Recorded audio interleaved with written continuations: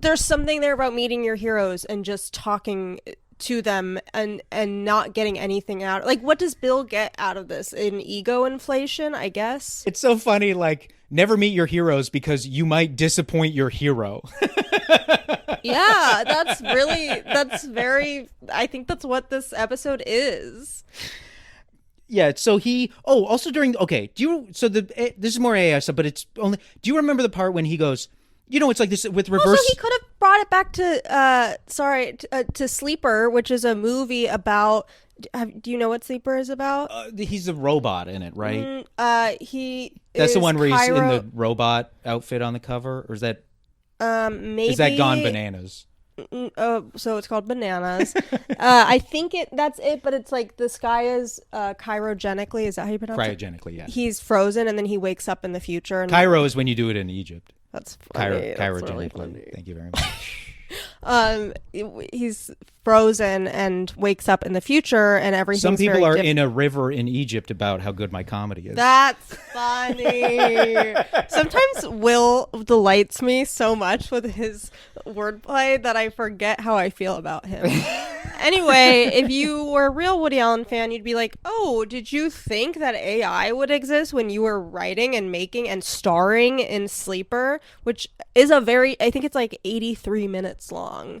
But I don't know, just there's such a, it's just his MO to be like, I know so much about this thing and then miss like very obvious layups. Yeah, because he asks Woody Allen, would you want to live forever? And then doesn't really let him. Woody Allen's like, maybe. And then doesn't let him finish. He's like, this reverse cell aging stuff. He's like, because, it's like. How do you not bring up Sleeper? You have this person that you venerate on your show, and you grew up as a 14-year-old boy. You're watching, and that's a movie he would have loved at that age, because he specifically mentions the comedies as, and it's also a movie that like has aged really well. You can watch it now; it still holds up, and it's just like, oh, would you?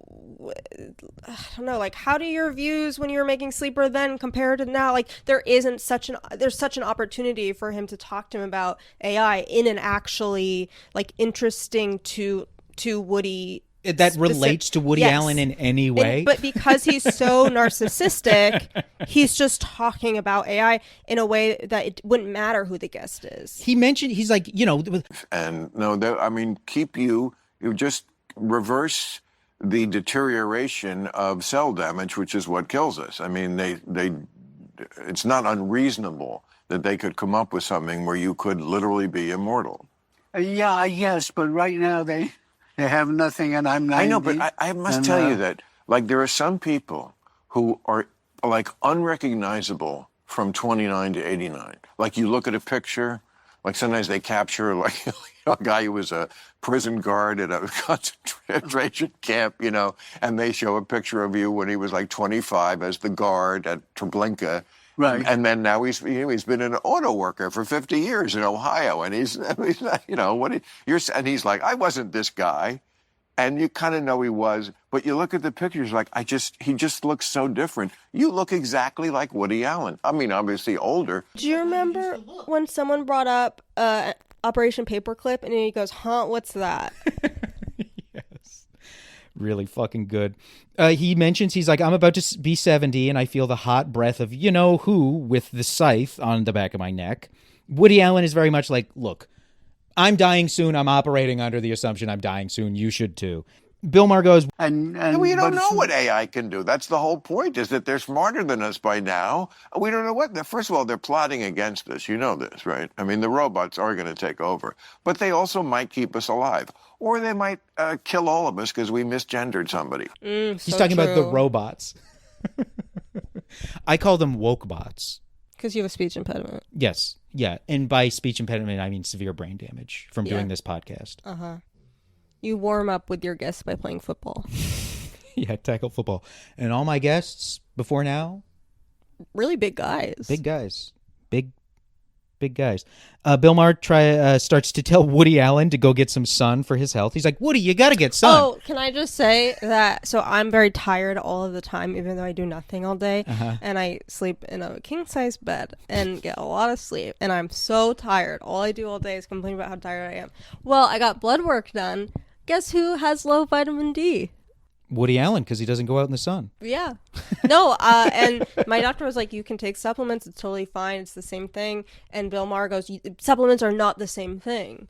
He would never believe a doctor. No. It also is Woody Allen is 90 years old. Clearly, whatever Well, he he's did. 89. There's Right. a few more months. Right.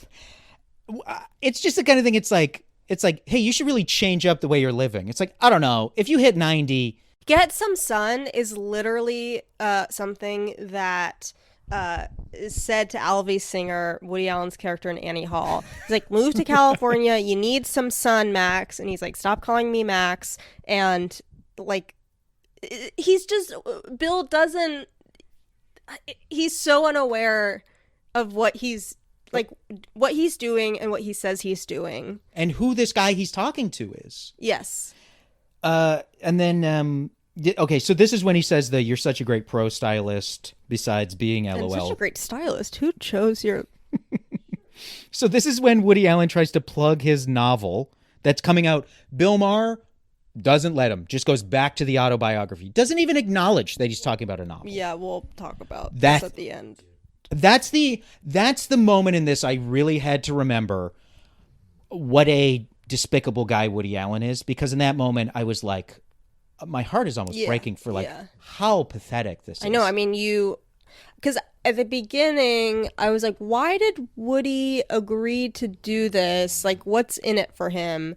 And then when he said that he wrote a book that's coming out, I'm like, it was probably to promote the book. Yes. And he's doing this thing where he's like, oh, I just wrote it because I wanted to. And he's like not really doing hard promo because I think he's trying to prevent himself from getting disappointed if sales are bad. Yes. But like, did he only come to California to do this podcast? That might be it. This Like, asshole went to Long Island to talk to Billy Joel. Like, he won't go to New York? Woody Allen, in the hypothetical, you're interviewing Woody Allen, I'd almost rather go to New York to do it, to interview him in his environment. I wouldn't invite him down to my, like, disgusting, tacky basement. well, it's also like, In, like, a place, as you said, famously, he has made movies about how much he hates it here. and how much he loves New York. It's like they say if you're writing Garfield, you want to show him on Monday. It's like you want to have the person you're showcasing be the most them. Yes. So why not set him up, set both of you up for success? Garfield, don't worry. We knew you were coming, so we hid all the lasagnas and the ferns because we want this appearance to be a success. That we're doing on Wednesday. Yes, and he's kind of like, people kind of want me to play the hits at this point, guys. Yeah.